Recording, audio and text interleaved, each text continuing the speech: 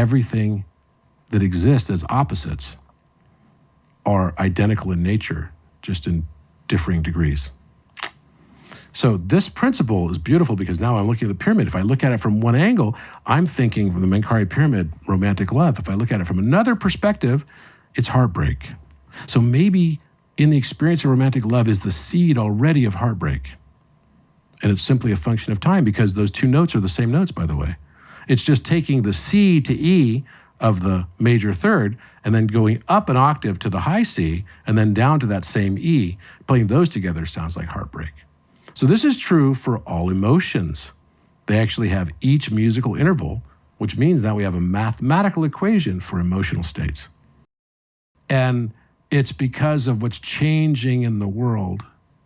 And really, that's just a reflection of what's changing within each of us. You know, this has been one of those things I'm still trying to understand how women think differently than we do. I think that I finally came to the realization that the way that the feminine perceives love is not even close to the way that the masculine perceives it.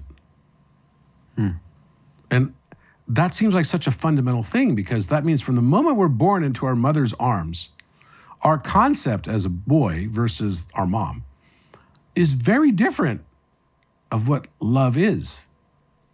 And, you know, if you go into adulthood, of course, as a child, it's very different because you've got the nurturing aspect and everything. We want our mommy and we're like, you know, we've experienced this separation and we want to come back into oneness with our mother from the moment that we're born.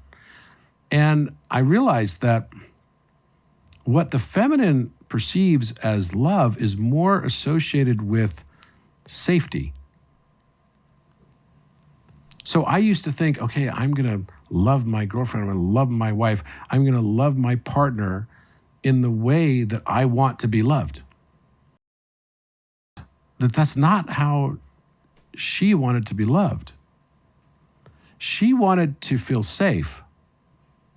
And I mistaked my feeling of what love should be. Again, that's the unlearning part we have to do.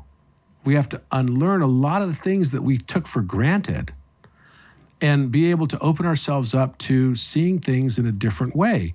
And when I realized that if I could help my partner always feel safe, then she blossoms like a rose. And this understanding is finding that balance because, again, all of this is just a metaphor for what's happening within each of us. So there's also, if we're having a struggle in our relationships on the outside, it's just a metaphor, reflection of what's going on with the two halves of our brain wanting to come into alignment. And we have this corpus callosum, this tissue that connects both sides of the brain. And women are better at connecting both hemispheres of the brain than men are, to be honest. When men fall in love, it's like they're lost. They're completely done, right? They're like, can be crazy. But women can remain strategic, right? They know how to keep their wits about them. They can think and feel at the same time, whereas men have a difficult time thinking and feeling at the same time. They have to think or feel.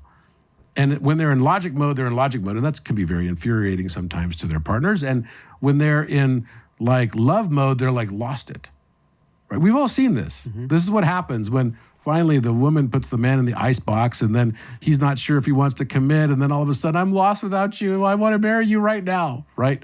And this makes the world turn.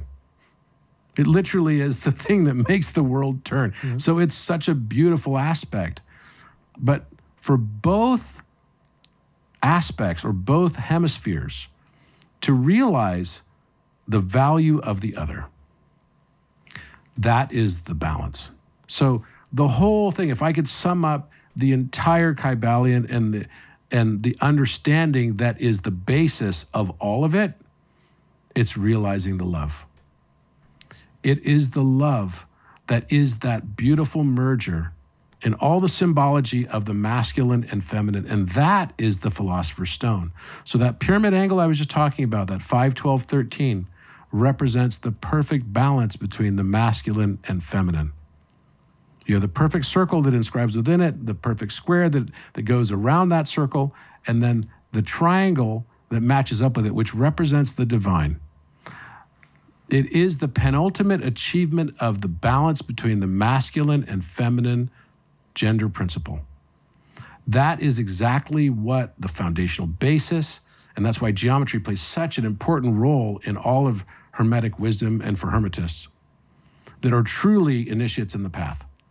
They want to find that balance, and that balance can be really, really damn fragile.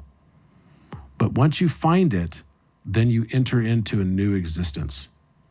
And it really is about, I believe, coming to grips with the acceptance of the differences and falling in love with those differences rather than trying to butt up against them.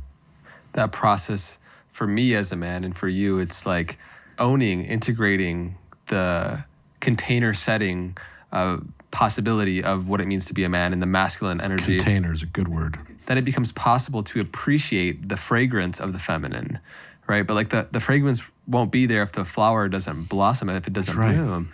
So it's like that beautiful analogy you gave earlier of creating the container and allowing the life force energy of that cell, to be able to come online. So we both obviously have both parts within ourselves, both sides within ourselves.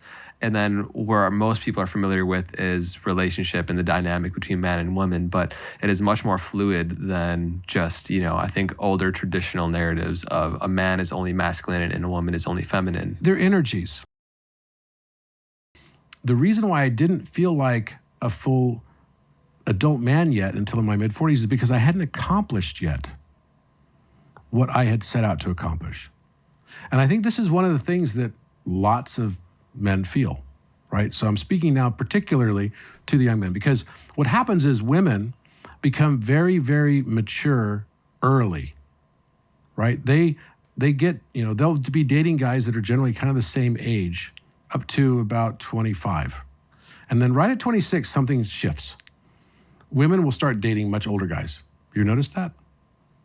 Yeah. It's about 26, 27. All of a sudden, the people that they thought, I would never do that. Then all of a sudden, they're like in a, really significant relationship with a much older person. And so I kind of have witnessed this over the last 20 or so years, and I'm kind of like, that's really fascinating. I wonder why that is. And it comes down to this feeling of safety, right? It comes down to this feeling. It's not always because the woman had some, bad relationship with her father, as the cliche would always presuppose. Mm-hmm. It's not always like that. It's also because the men are not really ready to fully commit yet to them, to give them that safety, because they don't feel like they have accomplished enough yet. Men don't feel worthy of receiving that love until they've done all of their homework, right? They've done all of their work, all the things that they had on their bucket list of life accomplishments that they needed to achieve.